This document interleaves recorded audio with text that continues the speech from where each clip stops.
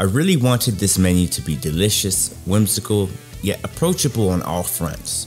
To start, I'm making a smoked duck confit birria. I find it common a lot of people haven't had duck confit before, so I paired the spicy sauce with these delicious sweet potato fries. The sweetness, that depth and crunch paired with the spicy birria, tender smoked duck confit, it was really delicious.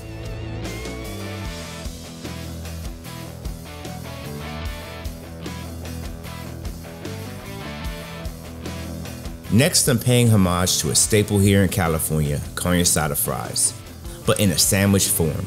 I marinated steak with beer, soy sauce, lime juice, and oregano, and slapped it on the grill.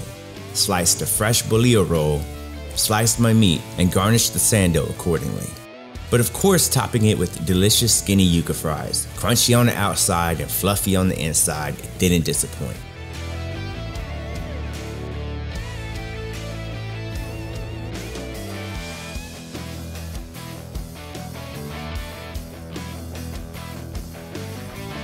Next, I'm frying up a combination of boniato fries and sweet potato fries.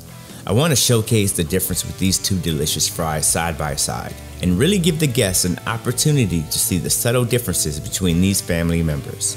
I'm topping it with my own spice blend of dehydrated Thai chilies and a fish sauce powder.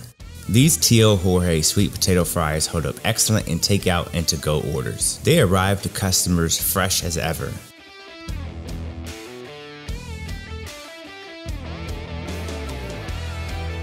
I by no means am a sushi chef, but I could not escape the opportunity to utilize these skinny yuca fries as my plant-based tempura shrimp.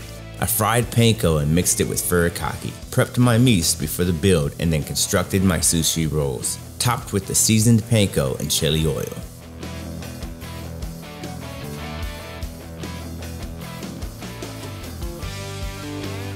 As a father, I like to find ways to impress my kids, so finally these thick-cut yuca fries will be my dessert. With a light and fluffy interior and a crispy exterior, they will hold up well as the vessel to serve as my candy apple yuca fries. I brought sugar, water, and corn syrup to 300 degrees Fahrenheit and added in some food coloring. Dipped the fries in the candied mixture, shaved some apples, and it was all she wrote. For sure a favorite with the kids.